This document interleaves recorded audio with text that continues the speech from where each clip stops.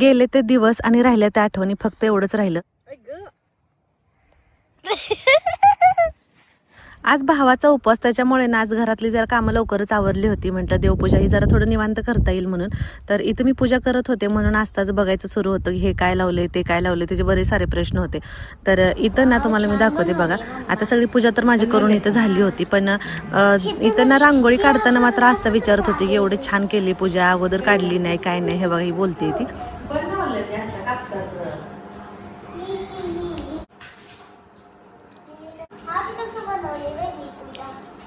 आज भावाचा उपवास आहे, उद्या नागपंचमी ना. तसं खरं सांगायचं म्हणलं तर ना नागपंचमीच्या आमच्या खूप साऱ्या अशा जुन्या आठवणीत बरं का. ज्यावेळेस आमचं जुनं घर असायचं ना छपराचं, त्यावेळेस ना इथं बघा मी नागोबा काढलाय ना, असंच ना माझी आई ना 16 वाट्याचा नागोबा भिंतीवरती काढायची. म्हणजे भिंतीला पोत्यारा वगैरे द्यायचा आणि त्याच्यावरती तो नागोबा काढलेला असायचा. आणि ते जवळजवळ 15 दिवस म्हणजे पोळ्यापर्यंत ते भिंतीवरती राहायचं आणि ते खूप भारी दिसायचं बरं का असं घरात भिंतीवरती काढल्यानंतर. पण आता गेले ते दिवस आणि राहिल्या त्या आठवणी. तुम्हाला कोणाकोणाला येतो 16 वाट्याचा नागोबा, त्यांनी मला नक्की कमेंट करून सांगा, कारण मला सुद्धा येतो, पण आता काढायला वेळ नव्हता. म्हटलं परत काढल्यानंतर मी शेअर करेनच तुमच्यासोबत. आणि हो, तुमच्या पण अशा काही आठवणी असतील ना तर त्या मला नक्की कमेंट बॉक्समध्ये सांगा. मम्मा शाबू बनायला लागलाय. हा, उपवास आहे का? आस्ताचा माझा उपवास आहे. होय, असताना पण केलाय. म्हणले तर करते, म्हणून आता काय माहिती काय करते. मम्मा मासुंडी खाल्लेलं चालतं का? चालतंय की. भावासाठी उपवास बनायचा माहित नव्हतं. माहित नव्हतं. बर बर बर. तू उपवास केलाय? दादा तुझ्यासाठी उपवास आहे. भावाचा असतो. आज भावाचा उपवास असतो म्हणून असताना तुझ्यासाठी उपवास केलाय म्हणते. म्हणून आता खिचडी बनवायची, आस्ता वाट बघत बसले कधी होणार आहे, म्हणून तिने आता बासुंदी खाल्ली.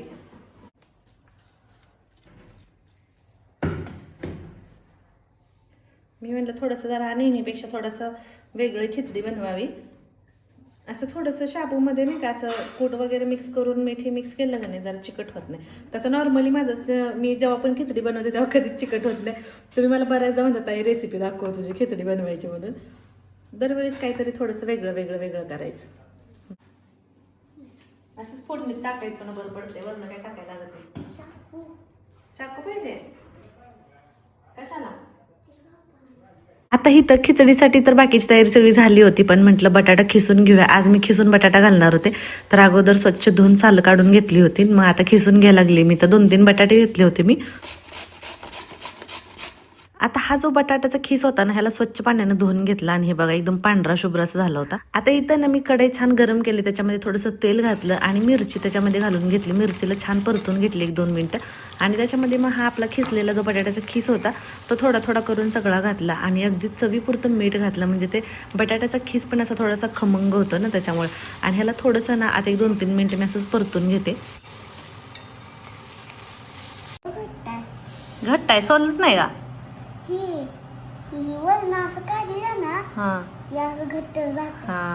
तुझ्या शेंड्या घालायच्या राहिले तर मला वेणी घाल म्हणून आली. मला बनवायच्या ह्यात राहिलच. थांबा, शाबू बनवून झाला ना मग घालते.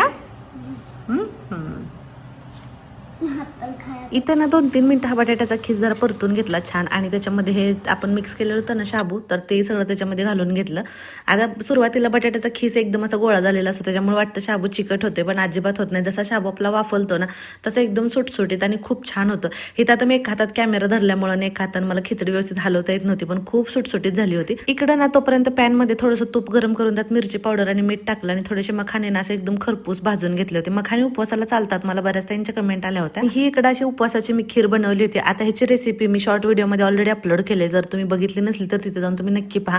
खूप हेल्दी होते खीर आणि खरंच चवीला एकदम मस्त लागते. एकदा नक्की ट्राय करा तुम्ही. आणि ही जशी खीर थंड होते ना तशी आणखीन जास्त चवीला लागते. आता इथं असता कधीची वाट बघत होती म्हणून म्हणलं चला पटकन आधी देवाला नैवेद्य सगळं दाखवून घेऊया आणि मग सगळेजण खायला बसूया म्हणून. तर बऱ्याच त्यांचे कमेंट आलं होतं मला, आज गीताई शाबू चालत नाही उपवासाला. आमच्याकडे भगर खात नाहीत पंचमीच्या सणाला, म्हणजे उपवास असतो ना आपला तर त्यावेळेस भगर नाही चालत, शाबू खातात आमच्याकडे. तर इथं असं काहीच आपली उपवासाची थाळी बनवली होती. आणि ह्या पद्धतीने आता श्रावणात कसं कोणाची श्रावणी असते, सगळ्यांचे सोमवार म्हणजे भरपूर उपवास असतात श्रावणात, तर ह्या पद्धतीने आपण नक्कीच खीर वगैरे बनवू शकतोय. आता करायचे फराळ असता तर माझा उपवास आहे, पण आमच्याबरोबर सगळ्यांनाच खायला म्हणून भरपूर असं बनवलंय. आणि थोडेसे मखाने जरा एक्स्ट्रा भाजले होते, म्हणलं मामांना पण जरा थोडीशी तब्येत ठीक नव्हती म्हणलं थोडंसं तोंडाला पण चव होईल त्यांच्या म्हणून तिखट मीठ टाकून थोडेसे तुपात भाजून घेतले छान. आस्था या चला तर मस्त आता मी आणि आस्था फराळ करून घेतो आता. आणि की आस्था आमची बघ देवबाप्पाला दाखवलाय प्रसाद मी. छान बनवलंय. होय का काय रे तू जेवला नाही आज का खिचडी खायची म्हणून. मग चला हा होय का बघूनच खा वाटतंय ना. चला मग आता खाऊया आपण. बघून वाटतंय मला कडेच खाऊ. हा बघू छान बनलाय. होय का एक नंबर. एक नंबर. या ना पिल्लू तू पण बस.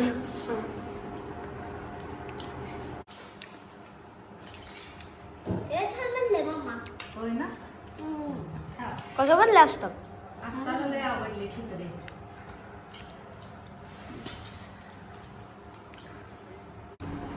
खा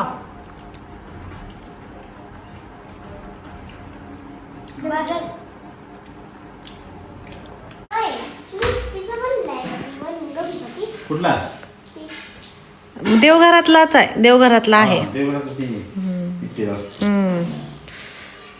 आंघोळ तुमची राहिली आहे ना.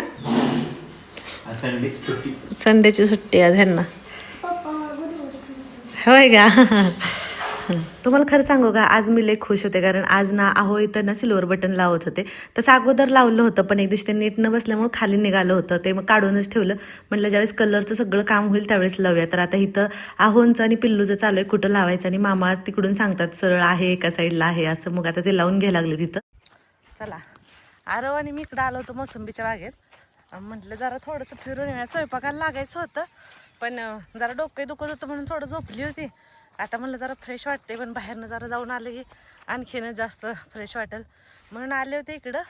म्हटलं चला तुम्हाला हळद पण मला दाखवायची होती बरेच दिवस झालं पण ते दाखवायची तशीच राहून गेली.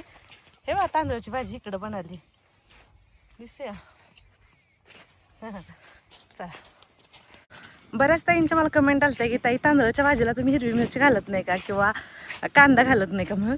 तर आमच्याकडे कांदा किंवा हिरवी मिरची नाहीत घालत. म्हणजे हिरवी मिरची कसं मुलांमुळं घालतच नाही सहसा.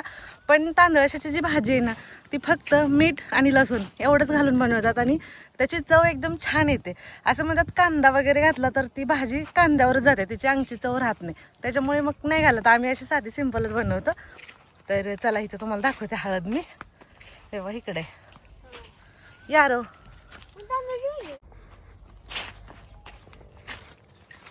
मम्मा हळद छान आली की. हा छान आले. आणि हे म्हणजे आता तुम्ही म्हणताल ताई कधी लावली होती हळद. तसं तर मी तुम्हाला अगोदर व्हिडिओ शेअर केला होता पण नॉर्मली कसं जूनमध्ये वगैरे लावतात. मेच्या एंडिंगला किंवा जूनच्या सुरुवातीला हळद लावतात म्हणजे ज्यावेळेस पाऊस सुरू होतो त्यावेळेस.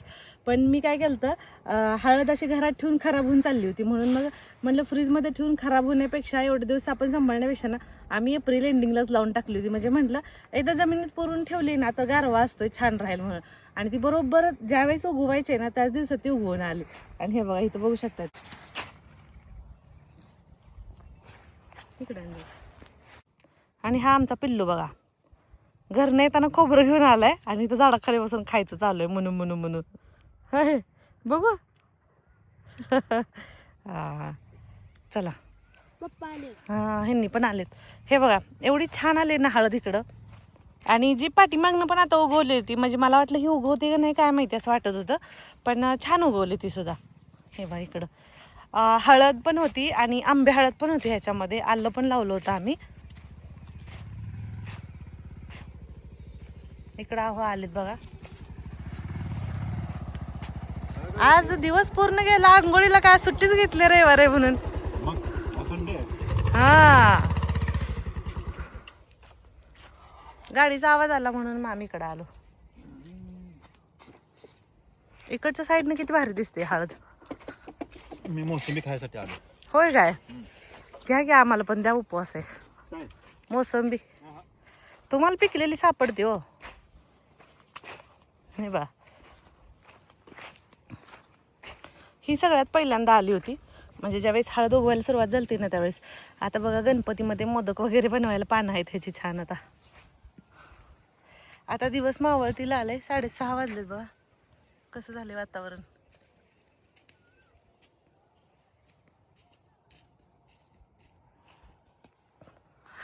हा पडली आहे. अयो बघू मोठी दिसते ही. नाही ह्याच्यातली साईज एवढी मोठी आहे, मला मी बघितली नव्हती कधी. बघू हे बघ, लगेच तोडली सुद्धा त्याला. बघ ना किती मोठे. द्या काढून मला पण दे मला. खावा दोघं पण द्यायला लागलेत. आता खाऊन नाव ठेवू की मला. का आंबाट आहे.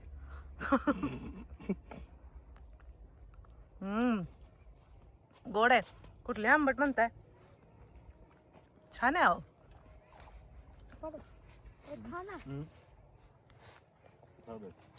मला सहसा कधीच पिकलेली मोसंबी गावत नाही, म्हणून मी यांना शोधायला होते. ह्यांना बरोबर पिकलेली सापडते. बघा कसं बघतात. बास भरपूर आहे माझ्याकडे बघा.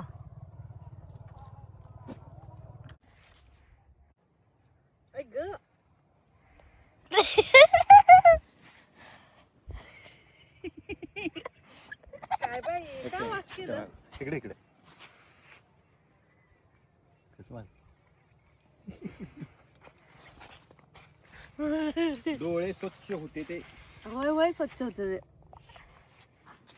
चला जातो आता घरी. बराच वेळ झाला. आता बसलं शेतात आलं असं बागेत फिरायला ना घरी जाऊ वाटत नाही. पण आता जाऊन स्वयंपाक पण करायचा होता. तर चला अरे व्हिडिओ आवडला तर लाईक शेअर सबस्क्राईब करा आणि फेसबुकला पाहत असाल तर नक्की फॉलो करा. चला भेटू परत. तोपर्यंत बाय बाय.